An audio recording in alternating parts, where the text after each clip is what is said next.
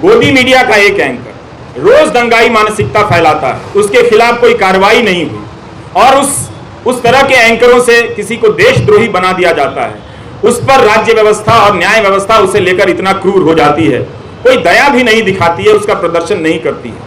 हमारे तमाम न्यूज चैनलों के एंकरों ने बुलंदशहर के मामले में क्या हाल किया आप सभी ने देखा हो। वो कल्पना कर लेते हैं कि मूर्तियां जिन्होंने खंडित की वो किस समुदाय के हों, वो रिपोर्टिंग अब नहीं करते। इसी तरह से उन्होंने उमर खालिद के बारे में कल्पना कर ली और उसे वास्तविकता में बदल दिया। ये तो गनीमत है कि वहां की पुलिस डिपार्टमेंट को ये बात समझ में आ गई कि कुछ खतरनाक चीजें हैं, वो अपराधी पकड़े गए और उनके धर्म का नाम का धर्म कुछ और निकल आया। नहीं तो पता नहीं वो एंकर उस घटना के बहाने समाज में कितनी जहर और कितना आग फैला दिया होगा और किस तरह के खेल खेले जा रहे हैं इस तरह से। तो इन बातों को देखना है, समझना है कि उमर खालिद एक बहुत बड़ी साजिश का शिकार हुआ है, जिसके तहत तंत्र ने अपना पहला परीक्षण किया कि क्या किसी निर्दोष छात्र को इस तरह से चिन्हित कर, देशद्रोही बताकर, उसे एक तरह से देश के लिए खतरे के रूप में प्रोजेक्ट कर उसे जेल की सलाखों के पीछे भेजा जा सकता है। और ये उनका परीक्षण उमर खालिद के मामले को देखकर या भीमा कोरेगांव के केस को देखकर लगता है कि सफल हुआ। सत्ता ने लोक लाज की परवाह भी छोड़ दी है। स्टेन स्वामी के निधन के बाद भी उसे कोई फर्क नहीं पड़ा, किसी बात का कोई फर्क नहीं पड़ रहा। यही आज की सरकार का उसकी समझ है या उसकी पहचान है। हम सबको ये नोट करने की बहुत जरूरत है। उन एंकरों को कुछ नहीं होता जो दिन रात दंगा फैलाते हैं, दिन रात अनाप शनाप दूसरे समुदाय के बारे में कहते हैं, लेकिन दंगा भड़काने के आरोप में एक पीएचडी के छात्र को सलाखों के पीछे भेज दिया गया, जिसके मामले में ट्रायल शुरू नहीं हुई है और ना ही चार्जशीट वगैरह इन सब ये चीजें पेश हुई हैं, ना जमानत मिली है इस मामले में।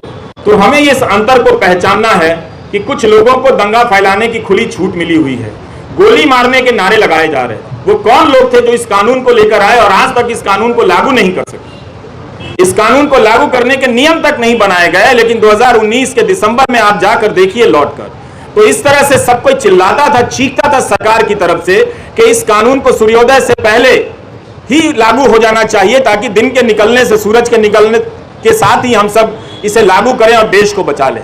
मगर अब उस कानून का नाम वो उन इलाकों में ही जाकर नहीं लेते।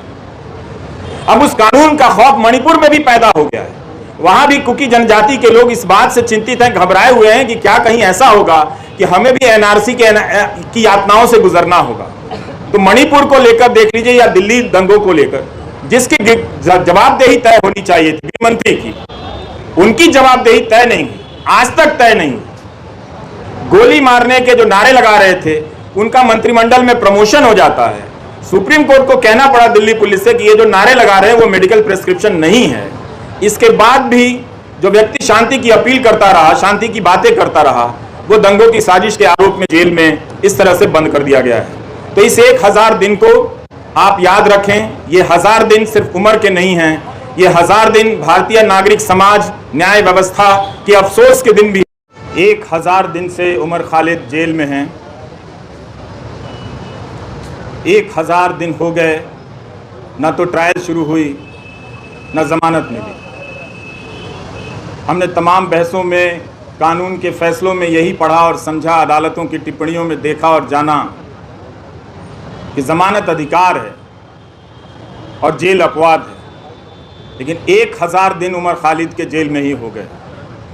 और आज आप सभी जो भी इस मौके पर यहाँ जमा हैं, जिन्होंने ट्विटर पर लिखा है और आप सबके सैकड़ों मोबाइल फ़ोन के ज़रिए जो लाइव लोग देख रहे हैं, उन सब ने एक बहुत बड़ा काम किया है। पूरी कोशिश यही है कि उमर खालिद की लड़ाई भुला दी जाए, लेकिन आप सब ने आकर जता दिया कि लड़ाई भुलाई नहीं जा सकेगी। उसकी अकेले की लड़ाई अंदर की है, लेकिन बाहर भी आप उसकी यातनाओं को जो वो झेल रहे हैं उसे आप महसूस करते रहेंगे।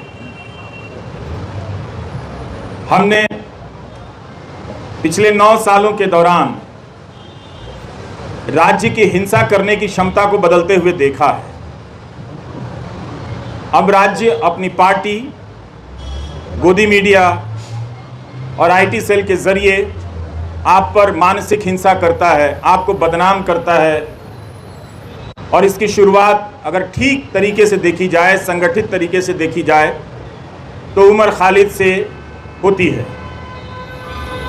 जब वो अनजाने में उन टीवी चैनलों के स्टूडियो में चले गए इस उम्मीद में कि इन चैनलों के ज़रिए किसी की बात रखी जाती है, किसी का पक्ष रखा जाता है, मगर जब तक वो जाते तब तक चैनलों ने अपना रुख हमेशा हमेशा के लिए आने वाले 10-12 साल और न जाने और कितने साल के लिए बदल लिया था। तो उस गोदी media IT cell political party के ज़रिए एक PhD के छात्र को देशद्रोही के रूप में स्थापित कर दिया गया। समाज की नज़र में उसे कमज़ोर कर दिया गया, जो पहले से ही कमज़ोर था। हमारी आपकी तरह पढ़ने लिखने वाला एक लड़का था जो नहीं जानता था कि उसके पीछे इतनी तैयारी से सिस्टम ने हमले के सामान जुटा लिए। दूसरा तरीका राज्य ने अपनी हिंसा का ये बदला, ये आप सभी जो सुन रहे हैं उसे समझना भी चाहिए कि पहले राज्य कानून की धाराओं की आड़ में छिपकर हिंसा करता था, लेकिन अब हिंसा करने के लिए वो कानून बनाने लगा है ताकि वो खुलकर हिंसा कर सके। ये बदलाव आया है और आज राज्य हम सब देख रहे हैं। सिर्फ उमर खालिद नहीं हैं, शोमा सेन भी हैं भीमा कोरेगांव केस में 5 साल से अंडर ट्रायल हैं। जब बड़े बड़े न्यायाधीशों को अंडर ट्रायल के बारे में बोलते हुए सुनता हूँ तो मुझे लगता है कि यही 2-4 केस उन्हें भी नज़र नहीं आते होंगे, या उन्होंने भी अपनी सुविधा के हिसाब से इन कुछ केस को देखना सुनना बंद कर दिया है, इस तरह से कि ये केस छोड़कर बाकी और केस पर बोला जाए।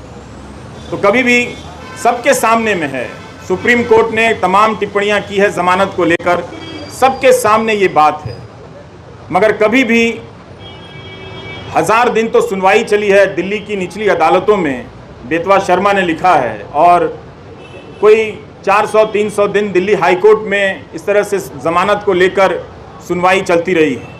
इसके बाद भी ज़मानत एक इतनी मुश्किल उम्मीद इस लड़ाई में बनकर सामने आ गई है।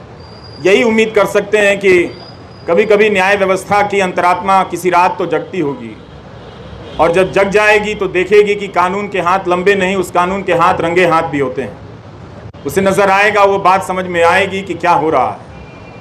हम सब ने यह भी देखा है कि मीडिया के स्पेस से उमर खालिद को धीरे धीरे पीछे की तरफ धकेल दिया गया, किनारे कर दिया गया, ताकि भुलाने की प्रक्रिया में तेज़ी आए।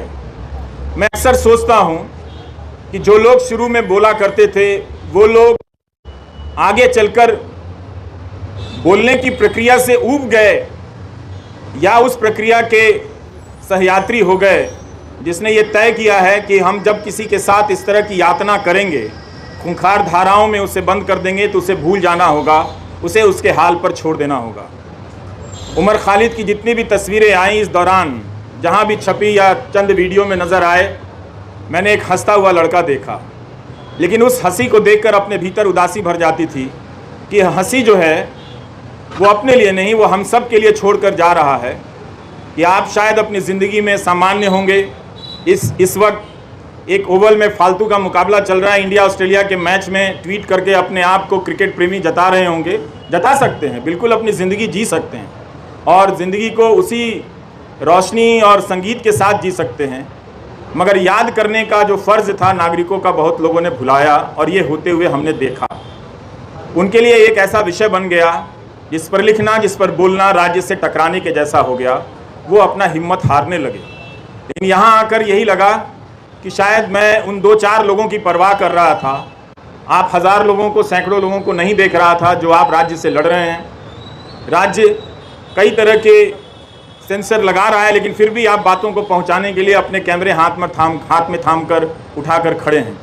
ये बहुत बड़ी बात है। मैं याद करना चाहता हूँ उमर के साथ आज बेतवा शर्मा को भी, जिन्होंने दिल्ली दंगों के मामले में शानदार रिपोर्टिंग की, आज भी की है बेतवा ने, और पहले भी सफूरा के मामले में उन्होंने शानदार रिपोर्टिंग की, और जिसकी वजह से लोगों ने जाना कि नताशा नरवाल, देवांगना कालिता, इन सब के साथ क्या हो रहा है।